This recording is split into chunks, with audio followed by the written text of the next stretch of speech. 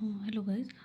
आज हम लोग ट्रांसफर प्राइसिंग से रिलेटेड कुछ क्वेश्चन करेंगे, ठीक है, जो कि हमारे एग्जाम्स के लिए बहुत इंपॉर्टेंट है। तो यहाँ पे एक क्वेश्चन है टीपी के रिगार्डिंग, और इसमें एसोसिएट एंटरप्राइज के कॉन्सेप्ट को भी कवर किया गया है। सो चल पहले स्टार्ट करते हैं। क्वेश्चन क्या है? So Muskan limited MK India is an Indian company that manufacture cricket kits in India. MK India is eligible for deduction under Section 10AA for the of the Income Tax Act 1961. For its UK sales, MK India has entered into a marketing agreement with Kids Sports UK, a UK incorporated firm. MK India, MK India uses the patented design provided by KS UK for manufacturing of cricket kits by it. MK India supplied 30,000 sports kits to KS UK for ₹5,000 per kit. In the assessment, the assessing officer increased the price charged by MK India from KS UK to 6,000 per kit. Okay. MK India accepts such transfer price adjustment adopted by the assessing officer. As a result, there is an increase in the income of MK India. You are required to answer the following questions in this respect. यहाँ पे क्या है कि MK India एक Indian company है, ठीक है, और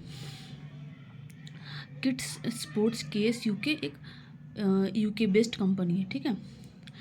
और ये जो है एमके इंडिया जो है अंडर सेक्शन 10AA के अंदर जो है इसको कुछ डिडक्शन के लिए ये एलिजिबल है, ठीक है।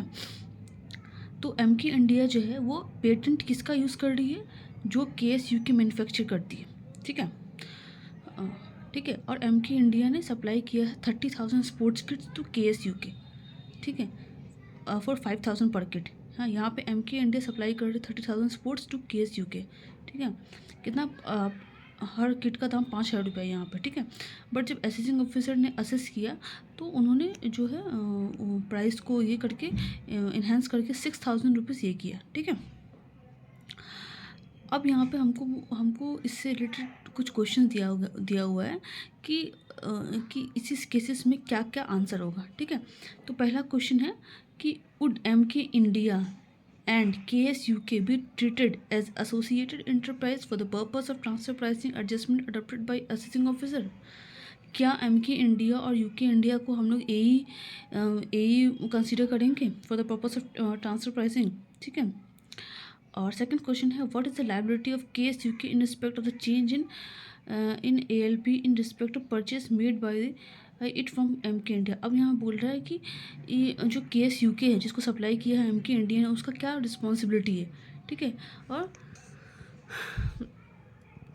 दूसरा है कि MK India contents that since the income is increase because of the arms length price adopted by the assessing officer the deduction claim by it under section 10AA should also be increase. अब यहाँ पे क्या बोल रहा है? अब MK India यहाँ पे बोल रहा है कि जैसे कि इनकम को इंक्रीज़ कर दिया गया है तो जो उसका जो 10AA में पहले जो डिडक्शन बना था वो डिडक्शन को भी बढ़ा देना चाहिए। तो अब ये जो क्लेम्स है क्या वो क्लेम सही है? तो हम लोग पहले क्वेश्चन में आते हैं। हमारा पहला क्वेश्चन बोला would MK India and KS UK be traded as associated enterprise for the purpose of transfer adjustment adopted by the assessing officer. तो हम लोगों ने एसोसिएटेड एंटरप्राइज को कवर किया है, जिसमें यहाँ पे साफ साफ है कि अगर किसी भी तरह का मैन्युफैक्चरिंग डिपेंडेंसी है, ठीक है, रिलेटेड टू पेटेंट्स, ठीक है, तो वो दोनों एंटरप्राइज जो है एसोसिएटेड एंटरप्राइज कहा जाएगा, ठीक है। तो यहाँ पे देखिए, यहाँ पे जो हमारा एमके इंडिया है, ठीक है, वो पेटेंट यूज़ कर रहा है किसका? यूके का। तो यहाँ पे एक तरह से डिपेंडेंसी है, मैन्युफैक्चरिंग डिपेंडेंसी है, ठीक है। और जो बिजनेस है वो ऐसा एंटरप्राइज है which is Holi depend on know how patent copyright ETC, ठीक है। तो इस केस में ये हमारा एसोसिएटेड एंटरप्राइज हो जाएगा। और सेकंड केस में यहाँ है कि what is the liability of KS UK in respect of the change in arms length price purchases made by it from MK India. तो यहाँ पे बोला गया कि क्या रिस्पॉन्सिबिलिटी है KS UK का।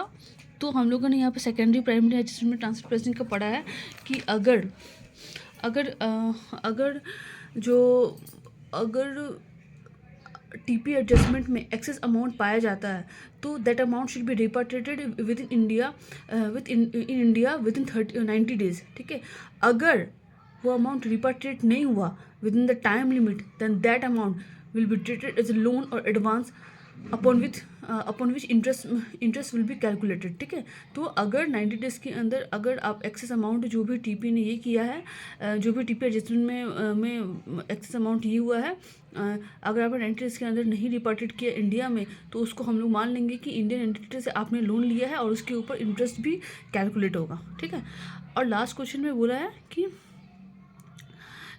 10A कि ऑलरेडी एलिजिबल है डिडक्शन के लिए 10A में। ठीक है, ऑलरेडी एलिजिबल है डिडक्शन के लिए 10A में, और बंदा बोल रहा है कि इंक्रीज़ हुआ है इनकम में तो आपको जो है मेरा डिडक्शन भी इंक्रीज़ होना चाहिए। बट एज वी नो कि अगर टीपी ट्रांसफ़र प्राइस इंक्रीज़ होता है, ठीक है, और ये 92C सबसेक्शन 3 में ये मेंशन है कि अगर आपका आर्म्स लेंथ प्राइस इंक्रीज़ होता है, ठीक है, अगर AO डिटरमाइन करता है आर्म्स लेंथ प्राइस, अगर वो इंक्रीज इनकम हुआ तो आप उसमें कोई भी डिडक्शन नहीं ले पाएंगे अंडर सेक्शन 10A और कोई भी डिडक्शन नहीं ले पाएंगे चैप्टर 6A के तहत। ठीक है, और वाइस वर्सा अगर आपका इनकम बढ़ा है तो बढ़ा है तो जो सामने वाला एंटिटी है वो ये नहीं बोल सकता है कि हाँ आप अपना इनकम आप इनका इनकम बढ़ा है तो वाइस वर्सा मेरे को भी उसका फ़ायदा मिलना चाहिए, तो वो भी चीज़ नहीं होगा। ठीक है, तो यहाँ पे ये है कि अगर ALP डिटरमाइन करती है ALP डिटरमाइन आर्म्स लेंथ पे डिटरमाइन करती है AO तो जो इंक्रीज इनकम है उस इंक्रीज इनकम पे किसी भी तरह का कोई रिडक्शन अलाउ नहीं होगा अंडर सेक्शन 10A एंड कोई भी रिडक्शन चैप्टर 6 का आपको नहीं मिलेगा।